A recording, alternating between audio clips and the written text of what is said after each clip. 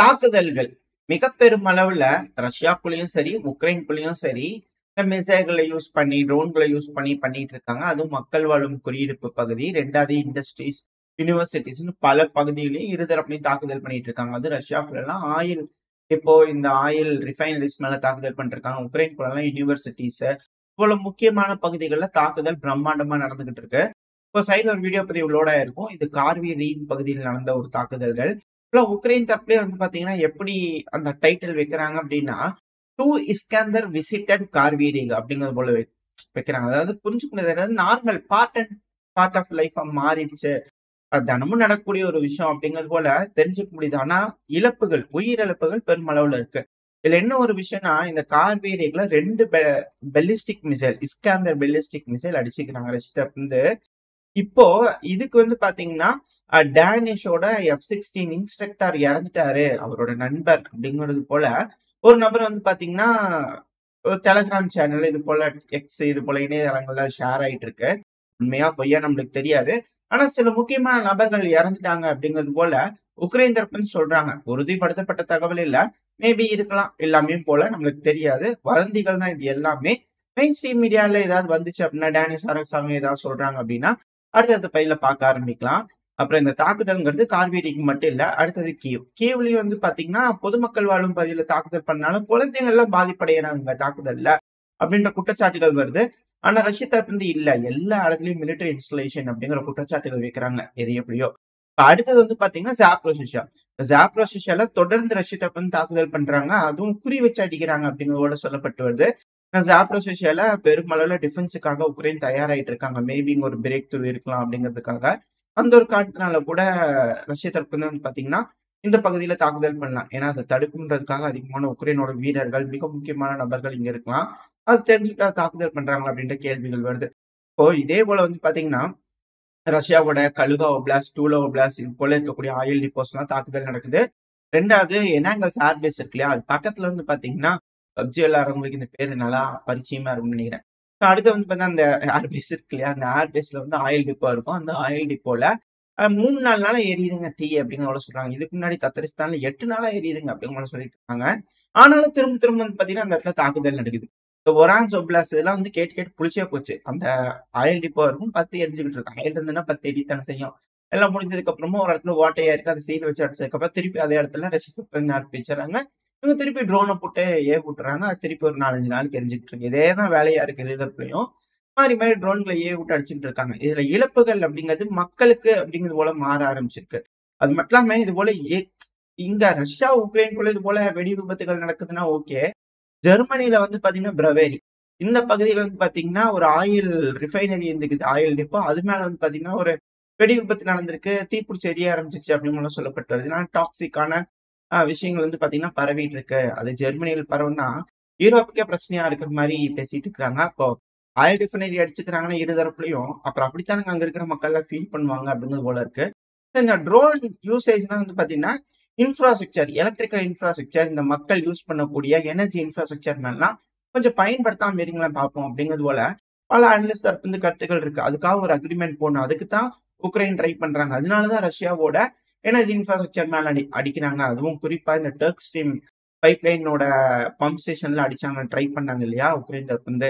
Maybe துருக்கி வழியே ஒரு அழுத்தங்கள் கொடுக்குங்க டீடு அப்படிங்கிறத போல துருக்கி வழியா ஒரு அழுத்தங்களை கொடுக்கலாமா அப்படிங்கிறது போல யோசிச்சிருப்பாங்களா என்னமோ தெரியல. ஏன்னா துருக்கிக்கு இப்போ வேற ஒரு அழுத்தங்களா வந்துட்டு இருக்கு. ஏன் அப்படின்னா துருக்கி ரொம்ப பாதுகாப்பா பாத்துக்கிட்டு இருக்கு இந்த சைப்ரஸ். ஏன்னா இந்த சைப்ரஸ்க்கு கிரீஸுக்கும் துருக்கிக்கு ஆகவே ஆகாது. 2 சைட்லயும் வந்து பாத்தீங்கன்னா அக்கப்போர் இருக்குன்றதுனால பார்டர் பிரிச்சு இதை தாண்டி நீ வராது அப்படிங்கிறது போல இங்கே ஒரு கோடு விரிச்சு வாழ்ந்துகிட்டு இருக்காங்க.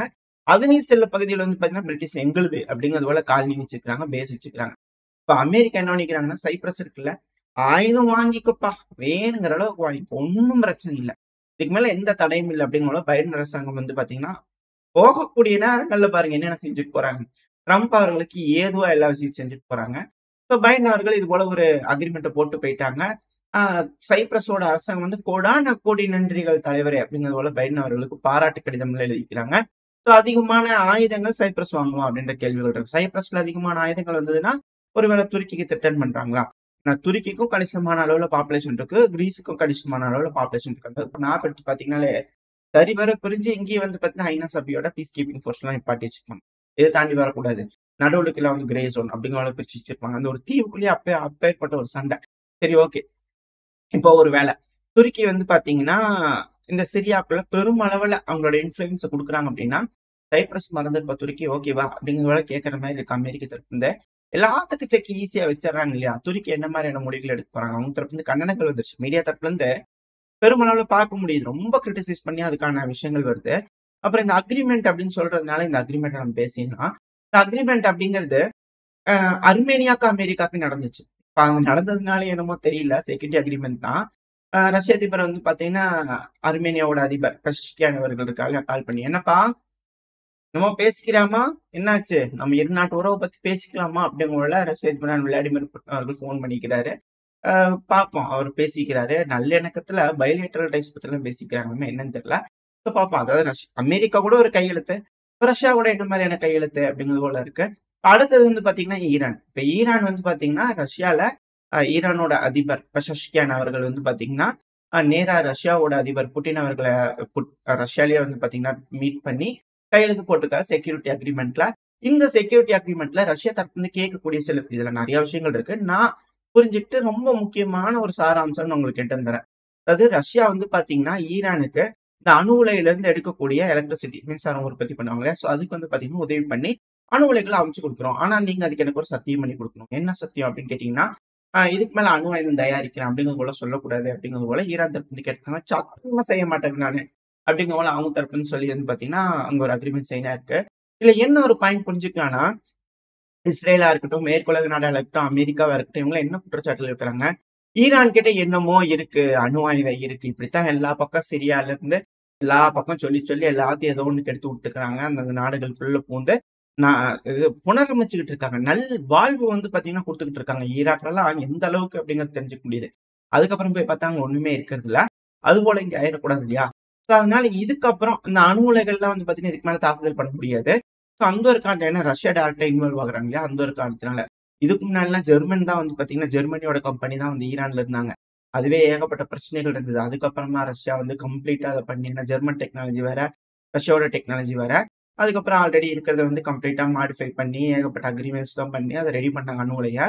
ஆல்ரெடி பண்ணிட்டு தான் இருக்காங்க ரஷ்யா வந்து ஈரான்ல. இப்ப புதுசா வந்து பாத்தீங்கன்னா ஈரானுக்கு தேவைப்படக்கூடிய எல்லா எலக்ட்ரிசிட்டியும் வந்து பாத்தீங்கன்னா பெருமளவுல உதவி பண்ணி ஒரு 2-3 அணு உலைகள்லாம் இதுக்கு மேல வைப்பாங்களா என்னமோ தெரியல. அது டீட்டெயில்டாலாம் சொல்லல. பட் ஆனா அணு உலைகள் இதுக்கு மேல அதிகமா வைப்பாங்க அப்படிங்கிறத புரிஞ்சுக்க முடியாது. இதே போல ஒரு விஷயம் வந்து பாத்தீங்கன்னா நார்த் கொரியாவுக்கும் நடந்திருந்தது. நார்த் கொரியா கிட்ட எங்களோட நியூக்ளியர் அம்பர்லால உங்களுக்கு கொண்டு வரும், நியூக்ளியர் ப்ரொடெக்ஷன் கொடுக்குறோம் கிம் ஜாங் உன் அவர்கள்ட்ட, அவரோட அப்பா அப்படின்னு நினைக்கிறேன். ஸோ அவர்கிட்ட வந்து ஒரு அக்ரிமெண்ட் போட்டிருந்தாங்க. பேர் கொஞ்சம் கிம் இல் சங் அப்படின்னு நினைக்கிறேன், பேர் கொஞ்சம் கட்டாவில. ஸோ அவர் கூட ஒரு அக்ரிமெண்ட் போட்டிருந்தாங்க ரஷ்ய தரப்பு இருந்து. ஸோ அந்த டைம்ல வந்து பாத்தீங்கன்னா அதை ஒத்துக்கிட்டு நார்த் கொரியா வந்து பாத்தீங்கன்னா சரி அப்படிங்கிறது போல நல்ல நல்ல எண்ணத்துல நடந்துட்டு இருந்தாங்க. ஆனா அவங்க அணு ஆயுதத்தை தயாரிச்சிட்டாங்க. அதே போலயா இங்க அப்படிங்கிற ஒரு கேள்வி இருக்கு. எல்லா நாடுகளும் அப்படிதான். நம்மளும் கனடா கூட ஒப்பந்தம் போட்டிருந்தோம். நம்மளும் வந்து பாத்தீங்கன்னா அணு ஆயுதத்தை தயாரிச்சோம் இல்லையா? ஸோ அது போல இந்த அணு ஆயுதம் தயாரிக்குது அப்படிங்கிற ஒரு ஆசை இருக்கக்கூடிய நாடுகள் ஒரு ஸ்டெப் எடுத்து வச்சுக்கிற நாடுகள் அதை வந்து பேக் அடிக்க மாட்டாங்க அவ்வளவு சீக்கிரம். மேபி ஈரானுக்கு ப்ரொடெக்ஷன் கொடுக்கறதுக்காக கூட இது போல ஒரு அக்ரிமெண்ட் நாங்க தான் போட்டிருக்கோம் பாருங்க அப்படிங்கிற ரஷ்யா சொல்றாங்க, கேட்டுக்கங்க அப்படிங்கிறத சொன்னா ஆச்சரியப்படுறதுக்குல எது எப்படிங்கலாம் தெரியல. ரொம்ப பேசி குழப்ப வேணாம். இப்போதைக்கு அங்க வந்து பாத்தீங்கன்னா ஈரான் அணு ஆயுதம் பண்ண மாட்டோம் அப்படிங்கிறதுக்காக ஒரு ஒப்பந்தம் சைன் பண்ணிக்கிறாங்க. அதுக்கு பதிலா ரஷ்யா வந்து பாத்தீங்கன்னா ஏர் டிஃபென்ஸ் சிஸ்டம், அதாவது வான் பாதுகாப்பு வந்து பாத்தீங்கன்னா அதிகப்படுத்தணும், இன்டகிரேட் பண்ணணும். 2வது அதிகமான மிலிட்டரி ட்ரில்ஸ் வந்து பாத்தீங்கன்னா இதுக்கப்புறம் ரஷ்யாவும் ஈரானும் சேர்ந்து பண்ணுவாங்க. இதை நம்ம வந்து பாத்தீங்கன்னா அந்த முதல்லயே சொல்லியிருப்போம். இது போல இஸ்ரேல் ஈரான் தாக்குதல் பண்ணும் இல்லையா? அந்த டைம்ல ஹனியன் அவர்களோட மரணத்தப்பே இதெல்லாம் சொல்லியிருப்போம். ரொம்ப டைம் எடுக்கும். ரஷ்யா வந்து உள்ள இறங்கி ஃபுல் கட்டமைப்பு செய்வாங்க அப்படிங்க போல அந்த டைம்ல சொல்லியிருப்போம். ஹனியன் அவர்களோட மரணத்தப்போ ஒரே ஒரு வீடியோ போட்டிருப்போம். அந்த டைம்ல வந்து பாத்தீங்கன்னா உங்களுக்கு பாத்துருந்தீங்களா தெரிஞ்சிருக்கு. இப்ப என்ன நடக்குது அப்படிங்கிற நீங்க தெரிஞ்சுக்கலாம். அதுக்கான அக்ரிமெண்ட்ஸ் எல்லாமே சைன் ஆயிருக்கு. இந்த இடத்துல எல்லாம் வந்து பாத்தீங்கன்னா செக்யூரிட்டி அக்ரிமெண்ட் கேரண்டி எல்லாம் வருது அப்படின்னா இந்த மிடில் ஈஸ்ட் தான் அடுத்த மிக பெரும் போரா இருக்க போகுது, பிரச்சனையா இருக்க போகுது, ஹாட் ஜோனா இருக்க போகுது அப்படிங்கிறது புரிஞ்சுக்கிது. இல்ல யூரோப்பா அப்படின்ற கேள்விகள் வருது.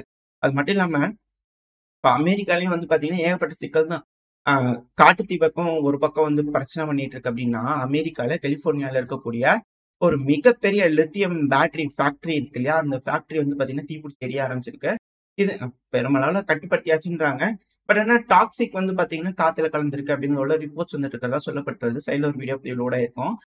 இது போல தீயணைப்பு வீரர்கள் அங்க பெருமளவுல கஷ்டப்பட்டு இருக்காங்க. இப்ப ரஷ்யா கிட்ட இருந்து ஒரு செய்தி வர ஆரம்பிச்சிருக்கு. இது மேலும் சிக்கலை ஏற்படுத்தி இருக்கு அமெரிக்கா கிட்டயும் அமெரிக்காவோட மக்களுக்கும். என்ன அப்படின்னா ரொம்ப ரொம்ப சிம்பிள். எங்ககிட்ட பிவர் பிஇ ரக விமானம் இருக்கு இல்லையா? அதாவது இந்த விமானம் வந்து பார்த்தீங்கன்னா, ஃபயர் ஃபைட்டிங் விமானம் 200 நினைக்கிறேன் வெர்ஷன். ஸோ அந்த விமானம் வந்து பார்த்தீங்கன்னா, அமெரிக்கா வாங்குறதுக்கான ஒரு ஒப்பந்தம் இருந்தது. பட் ஆனா அது உக்ரைனோட இன்ஜின் அப்படிங்கிறதுனால சில பல விஷயங்கள் இந்த ரஷ்யா உக்ரைன் பிரச்சனை வந்துட்டதுனால, அத வந்து அமெரிக்கா வாங்காம விட்டுட்டாங்க, மறுத்துட்டாங்க. அந்த ஒரு தப்புங்க. இப்ப நீங்க வச்சிருந்தீங்க அப்படின்னா, 15 நிமிஷத்துல இந்த காட்டு தீ கட்டுப்பாட்டுக்குள்ள கொண்டு வந்திருக்கலாம் தெரியுமா? வேஸ்ட்டா போச்சு பாருங்க. அப்படிங்கிறது போல ரஷ்ய தரப்புலருந்து கிளப்பி விட்டுருக்காங்க. இப்ப அமெரிக்காவுக்கு மிக பெரும் சிக்கலா இருக்கு. அந்த விமானம் இருந்தது அப்படின்னா 2000 மணி நேரம் தொடர்ந்து பறக்குமா. 2வது 15 டன் சம்திங் வாட்டர் அந்த கெமிக்கல்ஸ்லாம் இருக்கு இல்லையா? ஸோ அது போல விஷயங்கள்லாம் யூஸ் பண்ணி ஒரு ரீஃபியூலே இல்லாம வந்து பார்த்தீங்கன்னா, பெருமளவுல காட்டுத்தீ அணைக்கிறதுக்கு அது பயனுள்ளதா இருந்திருக்கும். வேஸ்ட் பண்ணிட்டீங்க அமெரிக்கா அந்த டீல் அப்படிங்கிறது போல பெருமளவுல கிளப்பி விட்டுருக்காங்க. 2வது இது மட்டும் வச்சிருந்தாங்கன்னா பிரச்சனையா இருந்திருக்காது. பெருமளவுல உக்ரைனுக்கு ஃபயர் ஃபைட்டிங் கியர்ஸ் எல்லாம் குடுத்துட்டாங்க. இப்ப அது ஷார்டேஜா இருக்கனால தான் ஃபயர் ஃபைட்டர்ஸ்னால பெருமளவுல பெர்ஃபார்ம் பண்ண முடியல அப்படின்ட்டாங்க. ஆல்ரெடி ஒரு வதந்தி என்ன கிளப்பிட்டு இருக்கிறாங்க, ஆளுங்களே உக்ரைன்ல இருக்கிறாங்கன்னு இருக்காங்க. ஃபயர் ஃபைட்டர்ஸ் ஆளுங்களே உக்ரைன்ல இருக்கிறாங்க. அதனால இங்க பெருஞ்சிக்கலா இருக்கு அப்படிங்கிறது போல. இப்ப கியர்ஸ குடுத்துட்டாங்கன்னு இவங்க தரப்புலன்னு சொல்றதுனால, பொறுத்திருந்து தான் பார்க்கணும். அது மட்டும் இல்லாம நான் கூட இன்னொரு டாபிக் அந்த டாபிக் என்னடா பெருசாயிருச்சா அப்படிங்கிறது போல இருந்துட்டு இருந்தது. என்னன்னா, ட்ரம்ப் அவர்கள் வந்து பார்த்தீங்கன்னா, இந்த தடவ பதவி ஏற்கிறது வந்து பார்த்தீங்கன்னா, இன்டோர்ல செய்றாங்க. இப்ப அதுவே வந்து பார்த்தீங்கன்னா சிக்கலா இருக்கு. காரணம் என்ன, ரொம்ப குளிரா இருக்கிறதுனால இன்டோர்ல வச்சு பதவி பிரமாணம் செஞ்சுக்கலாம் அப்படின்னு கூட யோசிக்கிறாரு. ஆ இது வந்து பார்த்தீங்கன்னா, மக்கள் மத்தியில அதிருப்தி. ட்ரம்ப் அவர்கள் இனாகரேட் பண்றதுக்கு முன்னாடியே ஒரு மிக பெரும் சர்ச்சை. மக்கள்னா அதிருப்தி அப்படிங்கிற ஒரு ஷாக்கிங் வேவ்ஸ் அப்படிங்கிற போல பல டைட்டில்லாம் பார்க்க முடிஞ்சது. அன்னையில அவர் இன்டோர் வச்சு பதவியேற்க போறாரு. ஆல்ரெடி அசாசினேஷன் அட்டெம்ப்ட்லாம் பல தடவ நடந்திருக்கு. அது அவர் சொல்லியிருப்பார். நம்மளுக்கு தெரிஞ்ச ஒரு 2, 3 தடவ தான். ஆனா அவர் சொல்ற கணக்குல வச்சு பார்த்தோம்னா 7, 8 தடவைக்கு மேல கிராஸ் ஆகி போயிட்டு இருக்கு.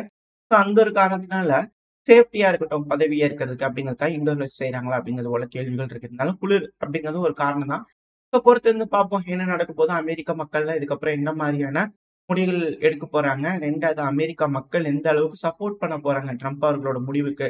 அப்படிங்கலாம் வெயிட் பண்ணி பார்த்தரலாம். ஓரளவுக்கு தகவல்கள் இந்த பதிவில் நாம் பார்த்திருப்போம். இதோட இந்த பதிவை நாம் முடிச்சுக்கலாம். இந்த பதிவு எப்படி இருந்துச்சு? உங்களுக்கு பிடிச்சிருக்கா? பிடிச்சுனா லைக் பண்ணிட்டு உங்க ஃப்ரெண்ட்ஸ் அண்ட் ஃபேமிலியோட ஷேர் பண்ணிக்கோங்க. அது கூடவே மறக்காம இந்த பதிவு பத்தின உங்களோட கருத்துக்களை கமெண்ட் செக்ஷன்ல சொல்லுங்க. அது கூடவே நம்ம சேனலும் சப்ஸ்கிரைப் பண்ணலாம். மறக்காம சப்ஸ்கிரைப் பண்ணிக்கோங்க. உங்களோட அன்பு ஆதரவு எனக்கு எப்போ இருக்குன்ற நம்பிக்கையில அடுத்த பதிவில் உங்களை சந்திக்கிறேன். அது வரைக்கும் ஸ்டே சேஃப். Bye bye.